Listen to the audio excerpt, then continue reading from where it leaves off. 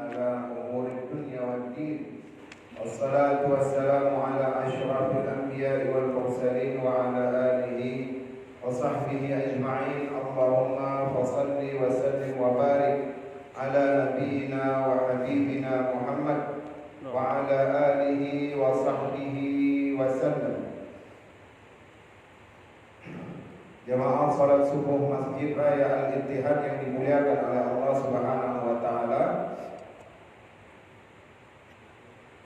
Dalam sebuah kesempatan Rasulullah itu pernah berkata sangat tegas ya, dengan perkataan halaka 3 kali, yaitu celakalah seseorang, celakalah seseorang, celakalah seseorang.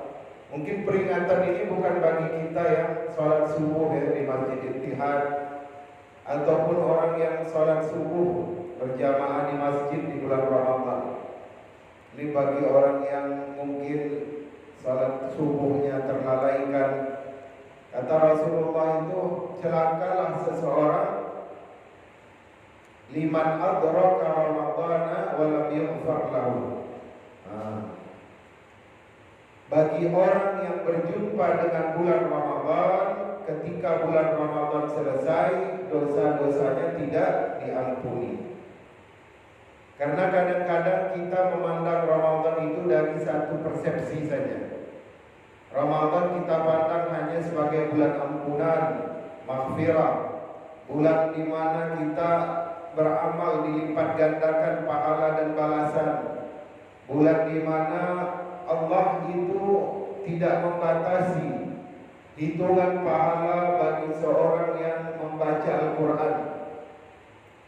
As-sawmu li wa ana ajzi bih. Puasa itu untukku dan aku yang akan membalasnya secara khusus. Kalau di dalam sholat berjamaah itu ada 27 kelebihan dibandingkan orang yang sholat sendirian di rumahnya. Kalau dalam setiap satu huruf bacaan Al-Quran ada 10 balasan, maka hitungan-hitungan ini tidak berlaku di bulan Ramadan. Karena apa? Karena dalam keadaan berpuasa. Jadi hitungan tersebut diserahkan kepada Allah Subhanahu wa taala. Maka ada yang memandang bulan ampunan benar, kemudian bulan dilipat gandakan pahala benar, kemudian bulan di mana semua doa-doa diijabah benar. Cuma kadang-kadang hal itu membuat kita menjadi jumawa. Karena apa? Karena bangga, kemudian merasa kita ini tidak diberikan keuntungan. Maksudnya apa? Ketika dapat bulan Ramadan lagi, bahagianya 1 minggu pertama saja. Alhamdulillah, ternyata yang saya takutkan selama ini tidak terjadi. Ramadan 43 Hijriah, Allah masih memberikan umur. Akhirnya apa? Lalai. Itulah yang dimaksud oleh Rasulullah. Celaka seseorang yang ketika masuk bulan Ramadan, kemudian selesai bulan Ramadan, ternyata dosanya tidak diampuni. Jadi harus dipandang juga dari satu persepsi, Ramadan bisa menjadi mimpi buruk seseorang ketika nanti berada di hari kiamat. Ya. Jadi peringatan ini bukan untuk kita yang hadir ini, tapi sampaikanlah kepada orang-orang yang mungkin masih terlena karena merasa jumawa diberikan bulan Ramadan. Sementara orang yang sudah berada di dalam barzakh, sebagaimana yang sering saya sampaikan terkait perkataan Ibnu Al-Jauzi, bahwa ketika ahli kubur ditanya apa yang mereka inginkan, mereka hanya meminta dihidupkan 1 hari saja di bulan Ramadan. Mudah-mudahan Ramadan kita sampai malam yang ke-29 nantinya adalah Ramadan yang benar-benar mendapatkan ataupun menghasilkan ampunan dari Allah Subhanahu ya rabbal alamin. Baiklah jemaah sekalian yang dimuliakan oleh Allah Subhanahu wa taala, kita akan membahas sambungan daripada tafsir kita dari kitab Al-Munir, Tafsir Al-Munir karangan Dr. Profesor Dr. Wahbah Az-Zuhaili. Beliau masih hidup lagi, masih produktif, tinggalnya di Suriah. Ayat 109 kemarin itu belum selesai ya. A'udzu billahi minasyaitonir rajim. Bismillahirrahmanirrahim. Sebelumnya ini ayat masih terkait dengan Bani Israel. Kalau kita mengatakan Bani Israel, maka teringatlah kita dengan Israel saat ini. Ya, Israel laknatullah yang tengah menguasai Masjidil Aqsa, kompleks Masjidil Aqsa. Sampai tadi malam, ya, penduduk di sekitar Masjidil Aqsa ataupun kawasan Yerusalem itu belum diperbolehkan sholat tarawih. Ya, nggak tahu nanti subuh bagaimana. Tadi malam sudah, ya, penuhlah itu kawasan Masjidil Aqsa dari mulai sebelum berbuka sampai menjelang sholat isya. Mereka mencoba untuk masuk, tapi belum tahu kejadiannya bagaimana tadi malam. Apakah berlanjut dengan kericuhan atau mereka dibolehkan sholat tarawih di Masjidil Aqsa. Mudah-mudahan Allah segera memberikan pertolongan bagi saudara-saudara kita yang berada di Yerusalem. Ya, kalau pertolongan ini selesai nanti Israel, maka selesai juga nanti urusan dunia, ya kan? Karena salah satu min alamati sa'ati sughra, salah satu alamat dari tanda-tanda kiamat kecil adalah nanti orang-orang Yahudi akan lari. Kata hadisnya itu Yahud, orang-orang Yahudi akan lari, kemudian mereka akan bersembunyi di belakang batu, kemudian batu itu nanti akan berbicara, ya fulan, wahai fulan, datanglah kemari, di belakangku ini ada orang yang Yahudi bersembunyi, maka bunuhlah dia.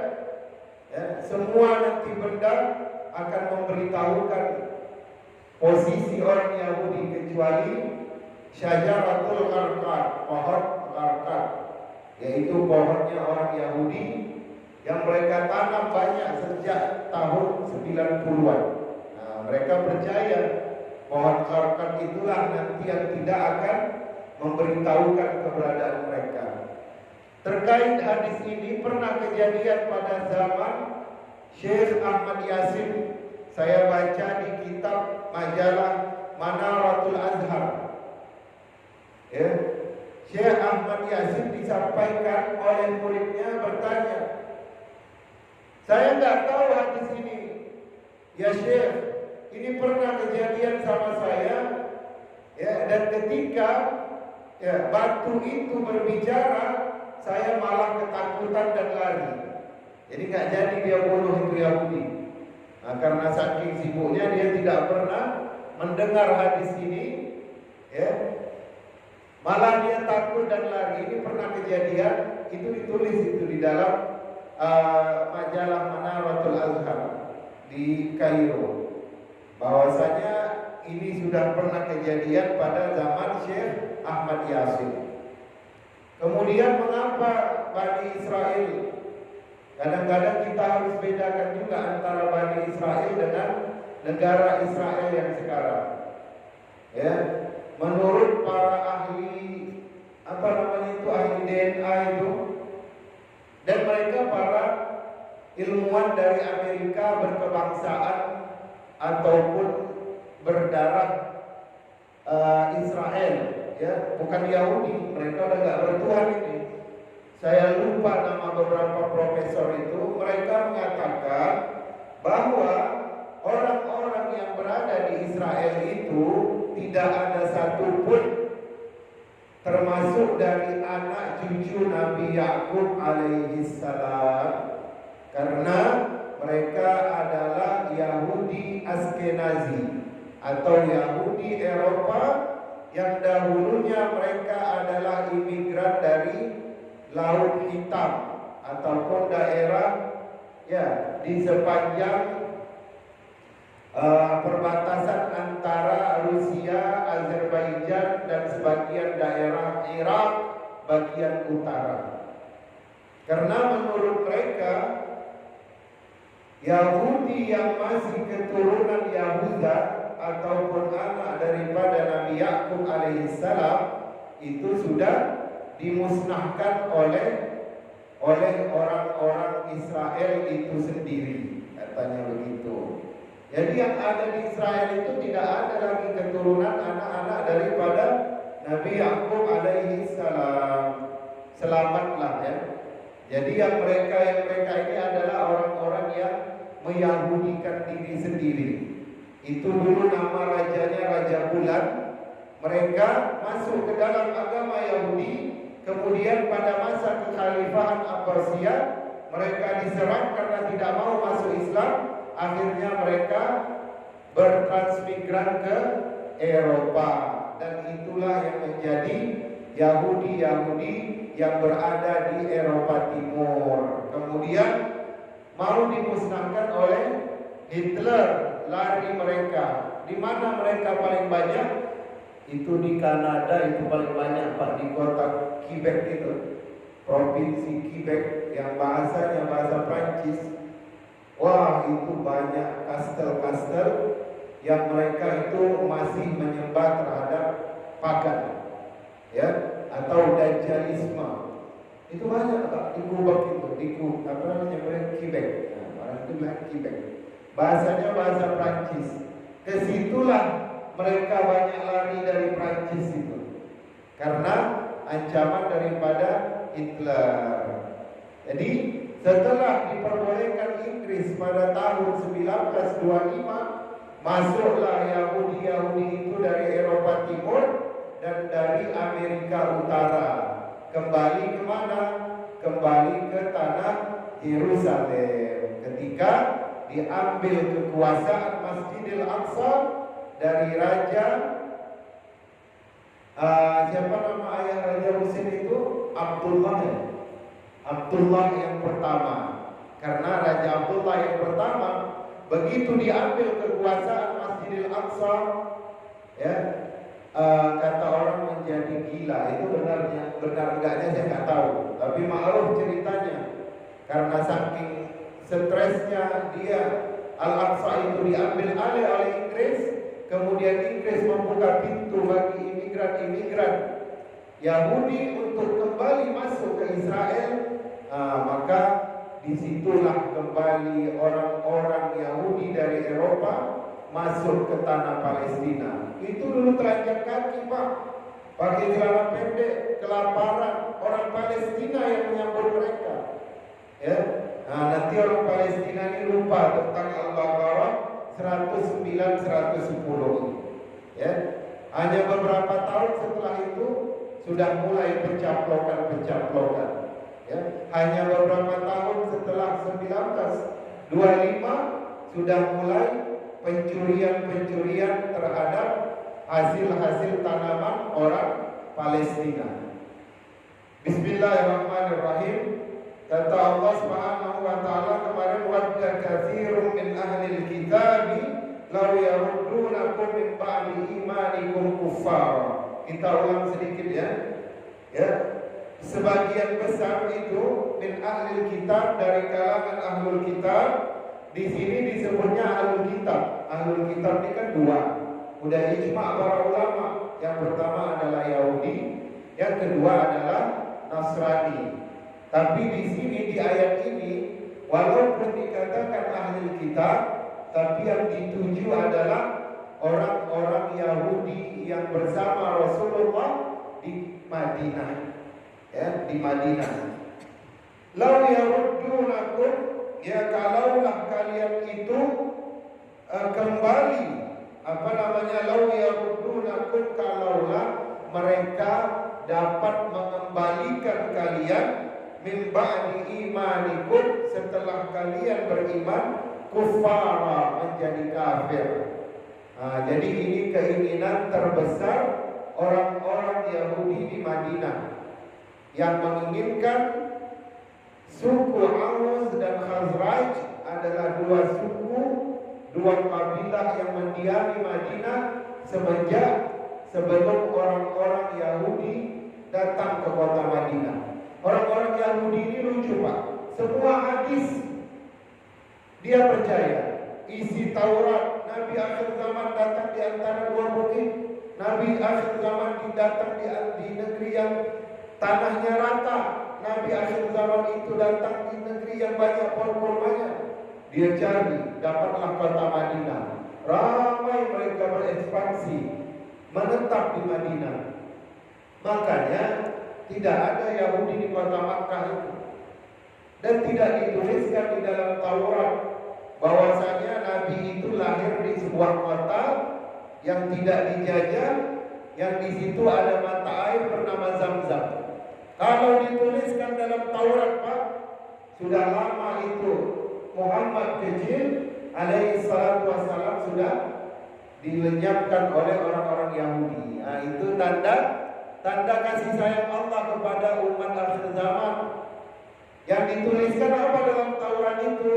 Nabi itu nanti akan berhijrah ke negeri yang diapit oleh dua bukit. Kemudian dia hidup di negeri itu, banyak pohon kurmanya dan kotanya itu rata, datar. Maka mereka ramai-ramai berbondong ke Madinah, tapi tempat kelahiran tidak diberitahukan. Bahaya, ya. Ciri-cirinya diberitahukan. Di pundak sebelah kanannya ada gumpalan daging sebesar telur merpati. Ya, kemudian bentuk fisiknya disampaikan, tanda-tanda kelahirannya nanti disampaikan, tapi tempat lahirnya tidak disampaikan. Padahal jarak Madinah ke Makkah itu tidaklah jauh. Ya, jauh lagi dari Makkah ke Yerusalem daripada Makkah ke Madinah. Ketika Rasulullah di Madinah, lahir di Makkah, itu orang-orang Yahudi itu sudah menjadi orang-orang kaya di Makkah itu. Makkah itu sering datang wabah, sering datang musim paceklik. Gampang saja mereka untuk mencari keberadaan Rasulullah, tapi dihalangi oleh Allah Subhanahu wa taala. Inilah keadilan yang diberikan oleh Allah Subhanahu wa taala sehingga kita dapat rahmatnya, rahmat diutusnya Rasulullah sallallahu alaihi wasallam. Jadi mereka ramai di Madinah, mereka menghendaki orang Aus dan Khazraj yang merupakan saudara, nenek moyangnya itu bersaudara kandung. Kemudian mereka dipecah belah. Selama Rasulullah belum hijrah ke Madinah, mereka dipecah belah sehingga terjadi perang saudara yang dahsyat. Baru ketika Rasulullah datang, didamaikanlah Aus dan Khazraj. Mereka hidup bersama, diberi namanya adalah kaum apa Pak? Penduduk Madinah, kaum Ansar. Kalau yang datang ke Makkah, penduduk Makkah, sahabat, namanya kaum Muhajirin. Ya. Jadi orang Ansar itu bersatu pada zaman Rasulullah. Hebat ya. Siapa yang bisa menyatukan pengikut Ba'asyir dalam sidang isbat aja dulu dengan orang-orang yang berafiliasi, bersyarikat dengan Kiai Haji Ahmad Dahlan. Itu cocok, layak dijadikan pemimpin Indonesia. Coba berdamai dalam ru'yat dan hisab, itu bisa dijadikan calon pemimpin Indonesia. Sebagaimana Rasulullah sampai di situ Aus dan Khazraj berlapang hati, berlapang dada, saling memaafkan. Padahal ayah terbunuh, anak terbunuh, keponakan terbunuh, bisa hilang dendam membara itu dengan hadirnya Rasulullah sallallahu alaihi wasallam. Ciri-ciri pemimpin itu bisa mendamaikan dua pihak yang bermusuhan. Maka orang Yahudi ini pengen bagaimana supaya orang-orang Aus dan Khazraj ini kembali seperti dulu, tidak mengenal Al-Quran, tidak mengenal Allah. Caranya bagaimana? Ditiupkan syahwat sangka waswas. Apa? Bagaimana kesedihan kalian ketika kalian dikalahkan pada perang Uhud? Berarti Allah tidak bersama Muhammad, Allah tidak bersama kalian. Aduh, orang Khazraj, wahai orang Khazraj, kembalilah kalian kepada agama nenek moyang kalian. Itulah alasan orang-orang Yahudi Madinah. Gak senang mereka ketika seseorang itu istiqamah pada jalan Allah. Gak senang mereka ketika seseorang itu berteman, saling mencintai karena Allah Subhanahu wa Ta'ala. Sama juga sekarang ini, ya. Badal Islam ghariban wa sayaudu gharib kama bada fatuba lil ghuraba, kata Rasulullah. Islam itu permulaannya itu sesuatu yang asing. Semua memusuhi. Paman-paman Rasulullah, satu saja paman yang memusuhi. Abu Lahab, Al-Mughirah ibn Syu'bah, kemudian Abu Sufyan, dan seluruh penduduk Makkah memusuhi Islam. Ya, aneh mereka, kok bisa ada Tuhan yang tidak nampak? Kok bisa ada Tuhan yang disembah dengan salat? Aneh, merasa asing mereka dengan keberadaan Muhammad SAW dan kelompoknya. Islam itu dimulai dengan keterasingan. Wa sayaudu ghariban, dan akan kembali kalian ini dalam keterasingan. Nanti orang yang istiqomah, misalkan dia mau potong itu lingkaran suap menyuap, langsung diasingkan, mutasikan, kata atasannya, pindahkan ke Papua sana, ya, pindahkan ke daerah pelosok sana, pantai senyum-senyum deh, ya kan?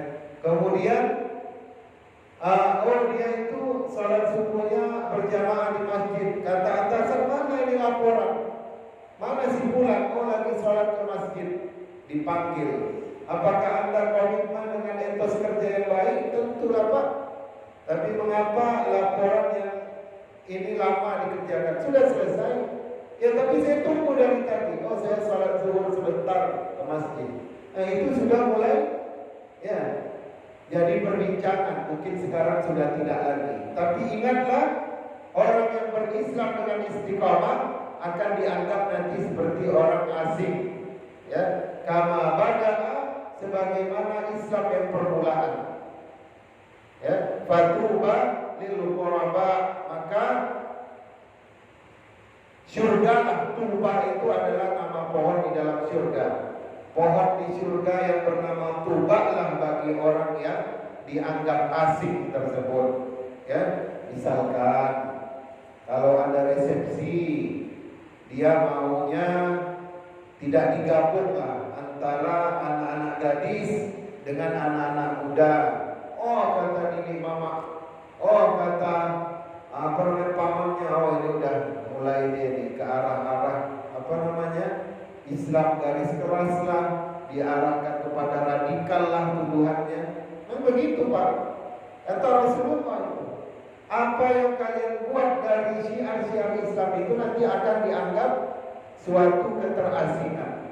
Ingatkanlah anak-anak kita ini, ya. Bisa jadi nanti, ya, kedepannya, misalkan, ya, nanti kalau misalkan kedepannya kalau pengumuman sidang isbat itu jangan diumumkan oleh Menteri Agama, biarlah yang mengumumkan nanti Menteri Koperasi. Kalau bisa Menteri Luar Negeri nggak apa.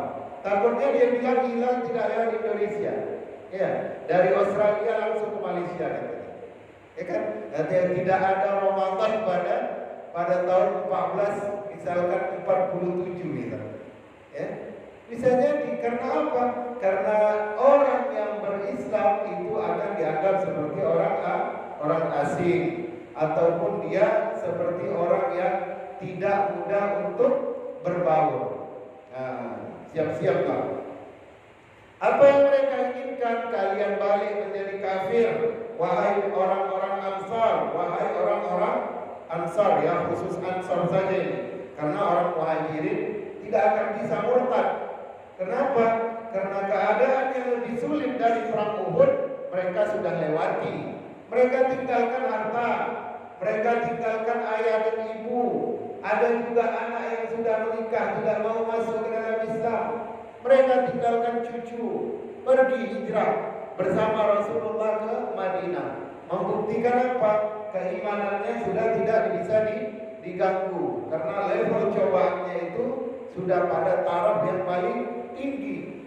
Bagaimana mereka dahulu 3 tahun diboikot oleh Bani Hashim, diboikot oleh seluruh penduduk Makkah. Tidak boleh berdagang, tidak boleh menikahkan anak gadisnya dengan Bani Hashim, tidak boleh menjual air dengan Bani Hashim, tidak boleh menjual barang dagangan dari negeri Syam, makanan pokok terhadap Bani Hashim, makan rumput-rumput, makan akar rumput yang lembut untuk bertahan hidup. Itu sudah selesai ketika mereka dahulu membersamai perjuangan Rasulullah. Tapi yang digoda di sini oleh orang-orang Yahudi laknatullah itu adalah penduduk Madinah. Kenapa?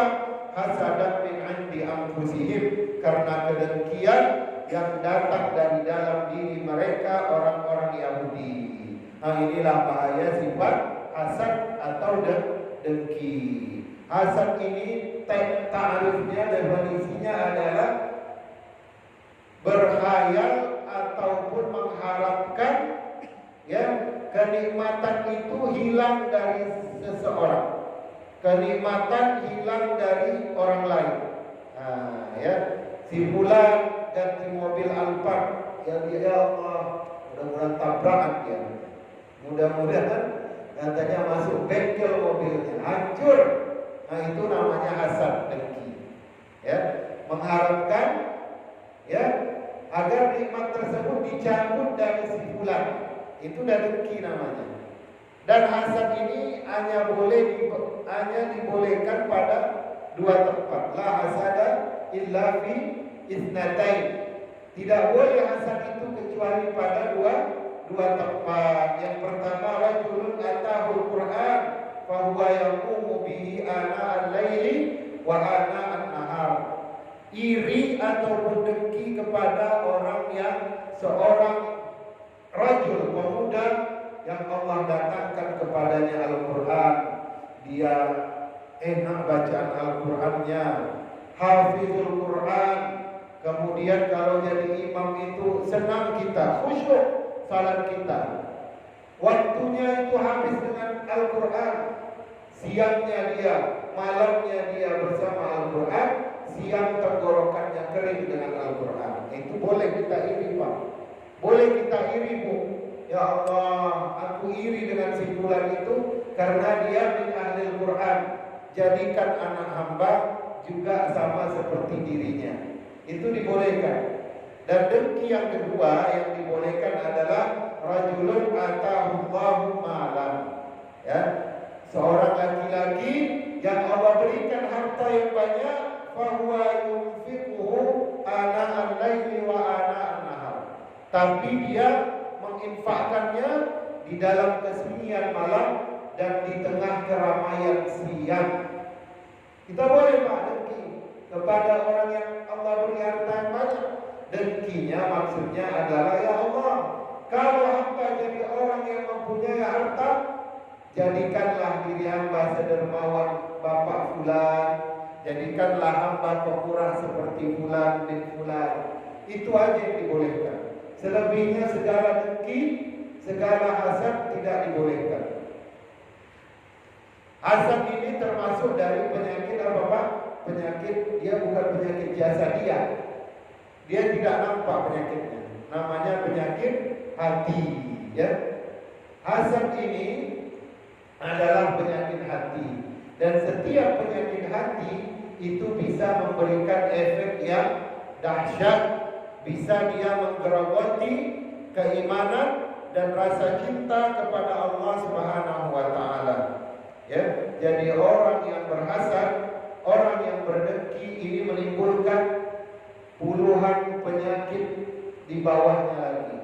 Penyakit yang paling utama adalah penyakit yang diakibatkan dari hasad itu tindakannya bisa seperti ini apa namanya, kalau orang-orang Melayu itu dulu ya namanya dengki.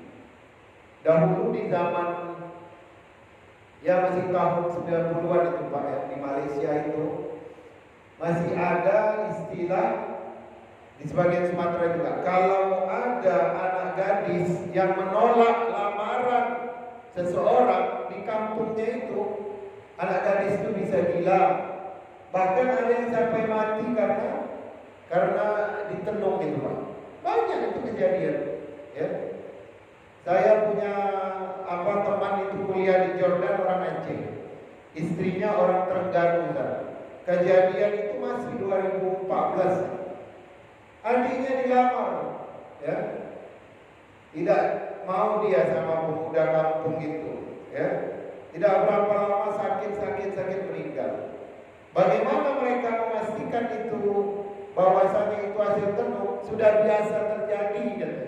Kita menolak juga, nggak mungkin, itu memang sudah ajalnya. Tapi memang seperti itu adat istiadat. Nah, ini akibat dari dengki. Ya, kalau dulu zaman saya kecil, orang itu Pak, mohon maaf, ya sering saya dengar, kenapa si Fulan, mana si Fulan sudah meninggal? Kata, terus cerita lagi orang-orang tua itu kita dengar ya, kita nguping, katanya kenapa? Ya biasalah persaingan di suatu departemen, saingannya kadang orang kafir, biasa datang kalau di Medan itu pergi ke dukun, ada namanya perbegu, kirim begu ganjang segala macam.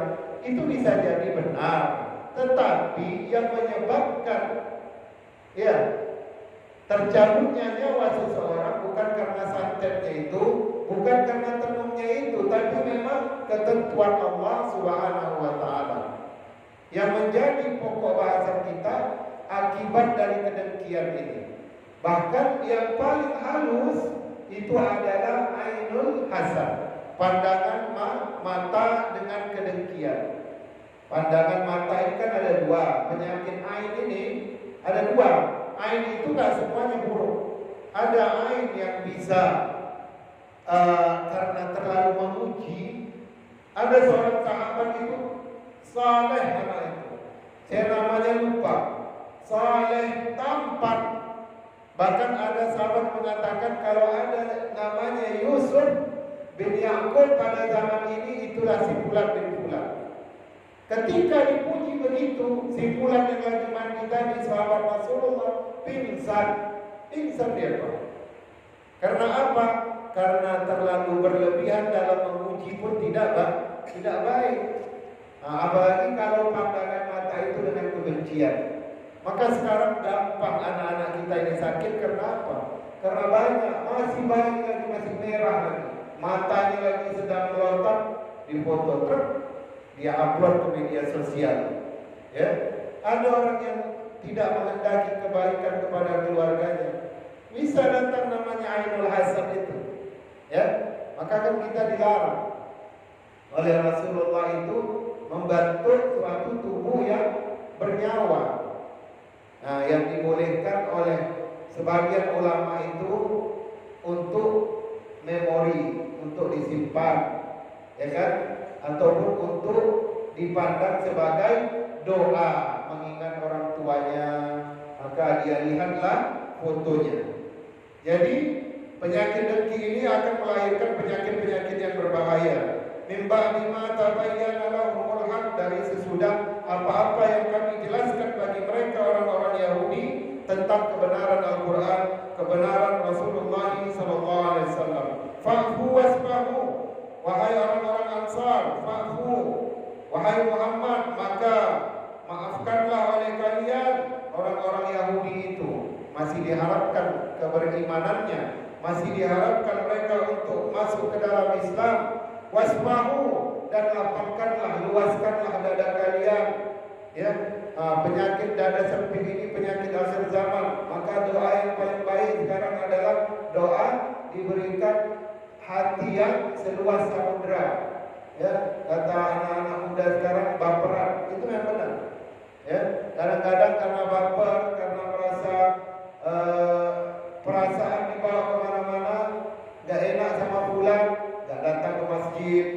Kadang-kadang gak enak sama si fulan, gak mau lagi menyapa via WhatsApp.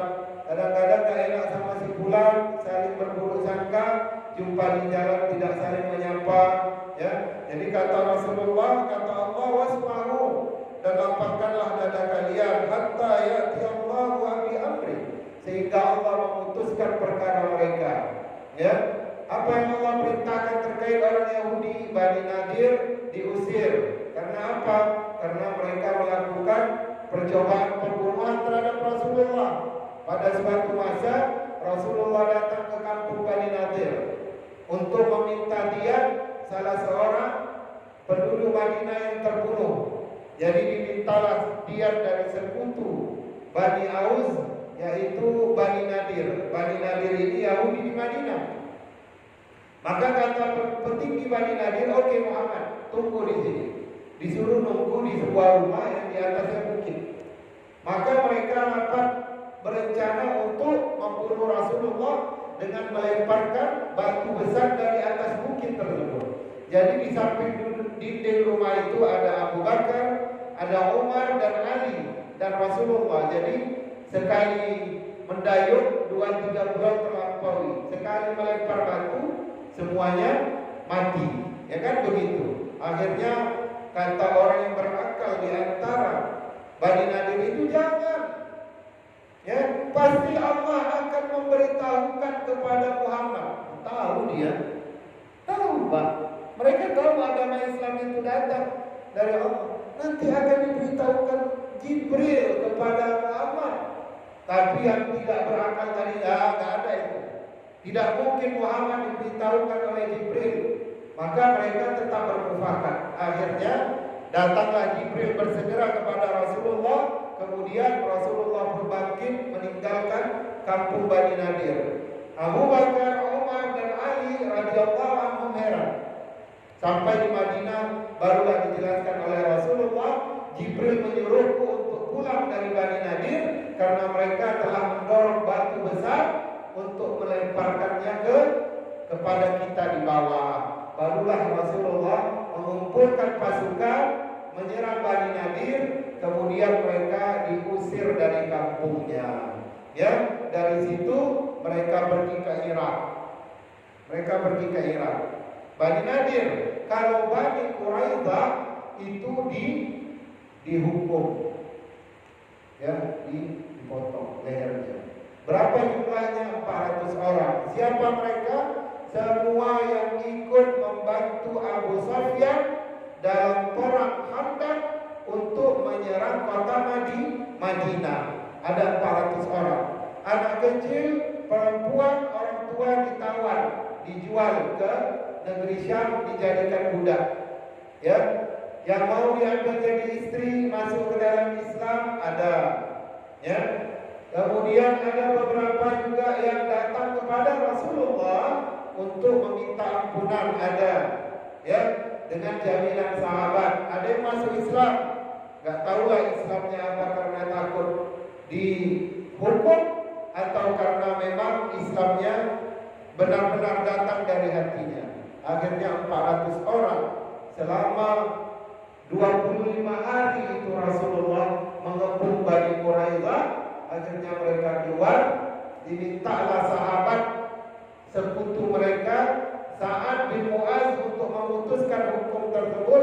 Kata Sa'ad bin Mu'az, yang ikut berperang, yang ikut membuat senjata, maka mereka dibunuh. Anak-anak, perempuan, orang tua ditawan, dijual, dijadikan budak.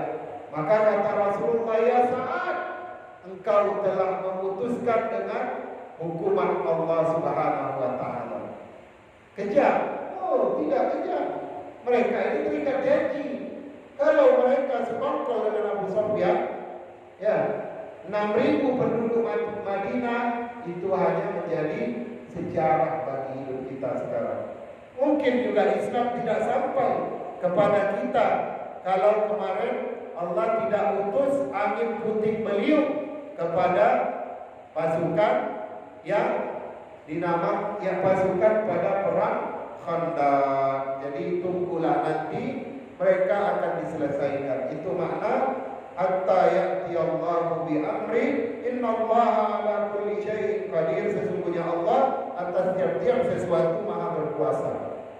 Ya, jadi sistemnya bagaimana?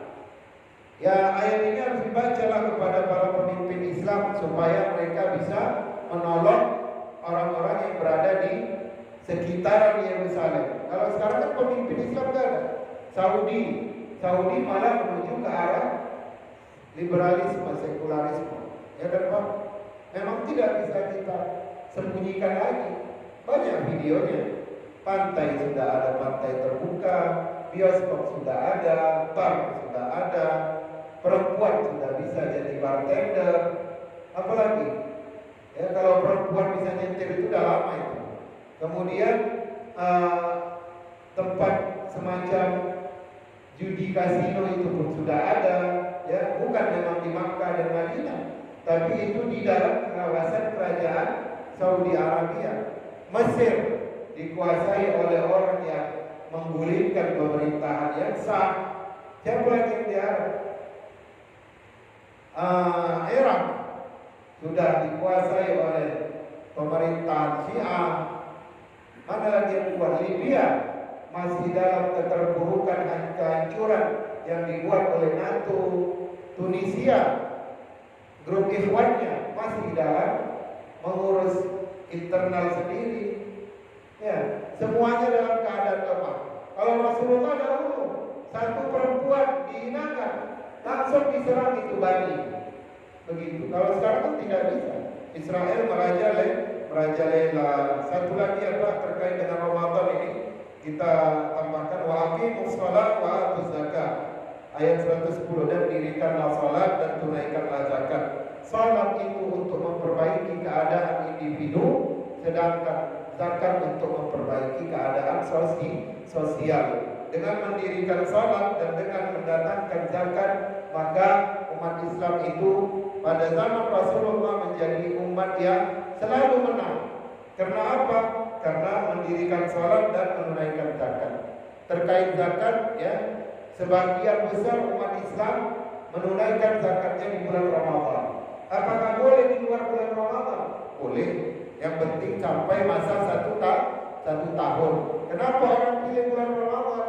Mungkin yang pertama, kalau dikeluarkan di bulan Ramadan, pahalanya berlipat ganda. Yang kedua, mudah mengingatnya. Kemudian terkait zakat harta sudah kita tahu semua kan. Setiap 20 dinar maka diambil daripadanya setengah dinar. Berapa 20 dinar itu? Macam-macam konversinya. Kalau mazhab Imam Syafi'i, Malik dan Hambali itu sebenarnya bukan 85 gram, tapi 77,25. Ya. Kemudian mazhab Abu Hanifah 93,2 gram.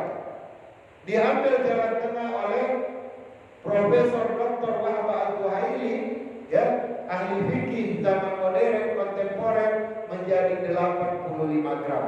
Ya, udah nggak bisa ditawar lagi, nggak bisa dikurangi.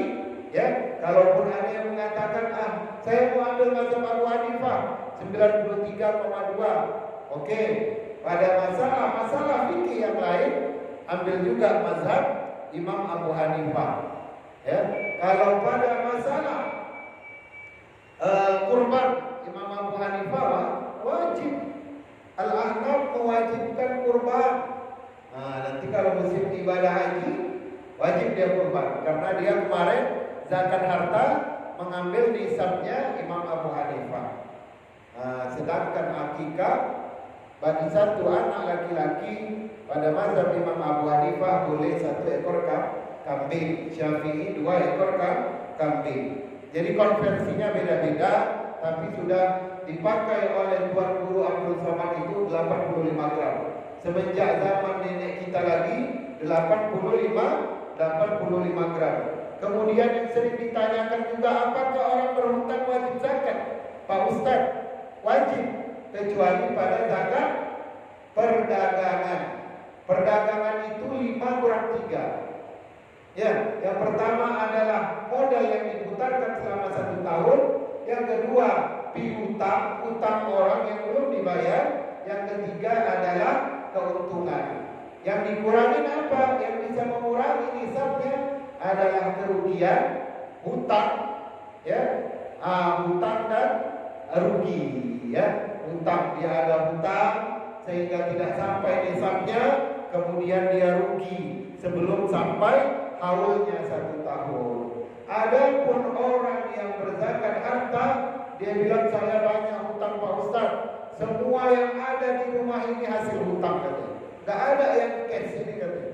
Semua bunyinya dip dip dip dip. Duduk di sofa bunyi dia dip dip dip dip. Duduk di mobilnya dip dip dip juga semua. Jadi apa yang cash dari rumah bapak ini katanya? Satu saja yang cash Pak Ustaz, itulah istri saya. Dulu saya lamar dia dengan uang cash katanya. 2 bulan kemudian saya pinjam lagi katanya, mahar tadi. Sampai sekarang ini belum lagi bisa ganti katanya. Jadi cuma istrinya aja ya yang lunas, selebihnya semuanya kredit. Jadi kata guru saya dulu di kampus itu katanya jangan banyak-banyak berhutang katanya. Detak jantung orang yang berhutang itu beda dengan detak jantung orang yang nggak punya hutang katanya. Kalau detak jantung yang orang berhutang itu nggak normal katanya. Bangun pagi dia udah ingat KPR, dia ingat cicilan mobil, cicilan motor, cicilan panci, segala macam dia cicil. Ya, tapi kalau orang yang nggak berhutang bangun pagi, aduh, ya, bulan ini mau keluar kemana, ke masjid mana, ya, minggu ini mau jalan-jalan kemana, melihat umat Islam di negeri yang lain, tenang dia, ya betul itu, nggak normal detak jantungnya. Maka di zaman era kartu kredit, era kredit ini tahan-tahanlah diri kita untuk berhutang. Jadi orang yang berhutang tetap wajib membayar zakat hartanya, karena hutang yang dimaksud adalah hutang untuk makan, hutang untuk pendidikan, dan hutang untuk tempat tinggal. Itu aja Pak. Di luar daripada itu tetap dia harus hitung zakatnya. Apa saja yang dihitung dari hartanya? Hanya harta yang produktif saja. Uang yang dia putarkan, kemudian harta-harta yang bergerak yang menghasilkan. Seperti itu ya Pak. Dikeluarkan sebanyak 2,5% atau 1/40 dari harta yang diberikan. Mungkin itu saja dahulu. Mungkin karena waktunya mepet, ada yang bertanya, falyatafaddal mashkuran. Baik, gimana pada kita tadi pada sebuah ini sangat menarik. Dari jemaah yang bertanya kami persilakan. Mewakili jemaah Pak Ustaz, tadi ada kalimat menarik kita ingin hasad tadi. Nah, di zaman modern seperti ini itu hal yang mungkin hasad itu harus ada. Misalnya kita upload foto kita baik itu pendidikan, dakwah, apalagi hubungan segala macam. Nah, bagaimana caranya supaya menghindarkan penyakit seperti ini? Memang satu harus tidak modern seperti ini. Kalau dia sifatnya bergerak tidak apa-apa, video atau dia ada interaktif. Tapi kalau dia fotonya itu memang benar-benar pada wajah, itu nggak boleh. Kalau kata orang tua dulu, jangan banyak-banyak berfoto, nanti hilang cahaya wajah. Sebenarnya bukan cahaya wajah, dia takut anaknya itu dapat pandangan kebencian. Ya, kalau orang-orang dulu bilang, ya jangan bawa anak ke simpulan. Kenapa? Biasanya orang bawa ke simpulan, pulangnya batuk. Bukan dia mempunyai kesanggupan untuk merubah ketentuan Allah, bukan. Tetapi adalah ini bentuk apa? Bentuk yang diingatkan oleh Rasulullah SAW. Tidak boleh berlebihan memuji, tidak boleh berlebihan membenci. Akan menimbulkan efek energi negatif. Ya. Itu di Lombok itu banyak ya. Datang anak pulang dari pesantren di Jawa, sowan ke tetangganya nenek-nenek. Nanti dia pegang rambut itu kan, oh mudah-mudahan sukses di Jawa. Itu pulang anak gadis buka jilbab di rumahnya, dia lihat ini rambut kok berubah semua. Iya, sering ya kejadian itu.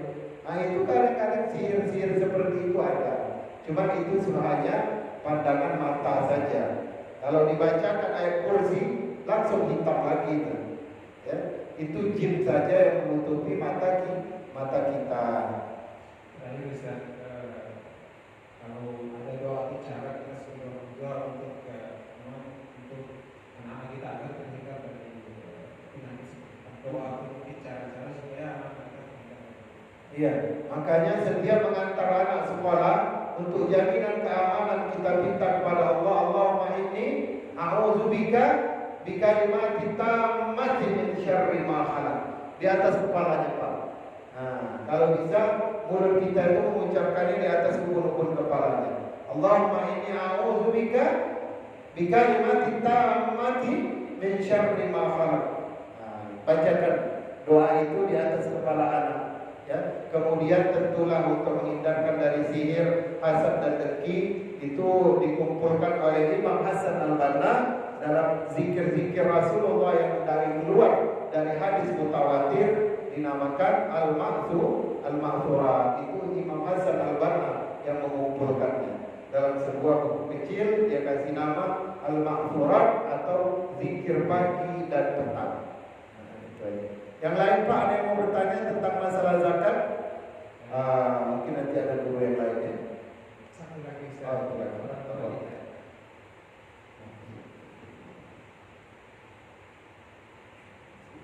Assalamualaikum Ustaz. Waalaikumsalam. Mengenai Yahudi itu kan apa? Apakah tidak mungkin Yahudi itu berdamai dengan orang yang Yahudi? Apakah ini sudah ketentuan bahwa Yahudi ini adalah musuh Islam, sama dengan setan? Dan itu dari ini. Tapi orang Yahudi itu orang tidak, orang mengatakan Yahudi itu tidak dengan hamba-hamba yang lain. Karena kita itu bisa tidak bicara, ada berorganisasi. Maka kita di dunia ini hidup perang terus. Apakah ada asumsi atau memang ini sudah tertentu Yahudi itu adalah sama dengan setan yang musuh kita sekarang? Terima kasih Ustaz. Ya, Waalaikumsalam. Ya, hampir bisa disamakan juga lah dengan syaitan. Karena apa? Karena hadis Rasulullah tadi, maka kejarlah dia. Kemudian batu itu berbicara kan, wahai fulan, sesungguhnya ada Yahudi yang bersembunyi di belakangku, bunuhlah dia. Itu kan terkait dengan apa? Dengan kejahatan orang Yahudi. Nanti pada sampai level yang paling tinggi, sampai nanti bantuan itu baru datang dari Allah, batu benda mati pun berbicara. Ya. Apakah mungkin berdamai dengan Yahudi? Ini ayatnya barusan. Ya. Mereka menghendaki untuk kalian itu menjadi kafir. Ya, kalau mereka menginginkan umat Islam menjadi kafir, tidak ada jalan lain selain berperang. Ya, kemudian masalah berdamai ini kan sudah dicoba dari semenjak dahulu kan. Siapa yang selalu menolak perdamaian? Ikhwanul Muslimin. Kenapa? Karena memang mereka yang mengikuti Al-Quran. Gak akan mungkin. Siapa namanya? Dahulu itu Sidi Yasir Arafat, mustahil. Gak pernah berdamai. Selalu dicurangi terus. Kemudian yang terakhir ini dari Fatah Hamdan pun presidennya yang expired itu, yang dari Fatah ini, nggak akan mungkin. Siapa itu? Yang presiden Palestina yang dari Fatah, yang rambut putih, ya Allah lupa. Tidak ada perdamaian. Semua perdamaian itu dicurangi oleh orang Yahudi. Sampai datanglah Saudi, udah kita buat aja Yerusalem Barat ibu kota ini, Yerusalem Timur ibu kota ini. Langsung Amerika buka kedutaan, Italia buka kedutaan. Tetap juga mereka menghinakan Masjidil Aqsa di depan mata kita perdamaian. Tapi seperti itulah. Maka satu-satunya yang tidak pernah mau berdamai dengan orang-orang Yahudi Israel itu Syekh Ahmad Yasin dengan Hamasnya itu, Ikhwanul Muslimin yang di Mesir. Tak ada pernah kata damai. Kalau kalian mau damai, ini batas-batasnya. Kami yang menentukan. Ya. Selagi kawasan di luar tepi barat itu masih diakui oleh Saudi Israel, maka tidak akan ada perdamaian di atas muka bumi. Tapi kan semua dilenyapkan, termasuk juga Raja Faisal. Maka mustahil ya Pak. Tapi boleh bermuamalah, boleh selagi dia tidak memusuhi Islam. Misalkan Yahudi yang ada di Eropa, Yahudi yang ada di Amerika, dia punya toko, ya. Sementara barang di tempat Muslim tidak ada, kita harus membeli dengan dia, tidak apa-apa. Karena apa? Karena belum tentu dia menyokong kegiatan Zionisme, kecuali yang memang jelas-jelas. Seperti apa? Sepatu Nike, seperti Coca-Cola, seperti apa lagi?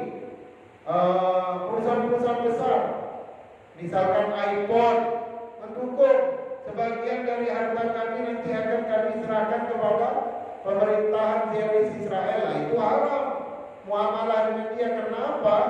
Karena dia benar-benar mengangkat senjata. Tapi kalau orang-orang Yahudi ortodoks ini tidak putus muamalah, tetap jual beli tetap diperbolehkan. Barakallahu li wa lakum. Mudah-mudahan kita mendapatkan ampunan dan rahmat di bulan Ramadan. Kita tidak lalai selama bulan Ramadan. Kemudian juga dimohonkan untuk kunut ya pada setiap subuh, ditambahkan doanya Allahumma ansur ibadaka al-mujahidin wal muwahhidin fi Yerusalem fil Aqsa wa min masyariqil ardi wa magharibaha. Ya Allah, bantulah saudara-saudara kami yang tengah berjihad, orang-orang yang lemah yang berada di kawasan Yerusalem, yang berada di kawasan Masjidil Aqsa, ya, baik yang dari barat ataupun umat Islam yang di barat dan umat Islam yang di timur, untuk selalu mendapatkan perlindungan darimu, kekuatan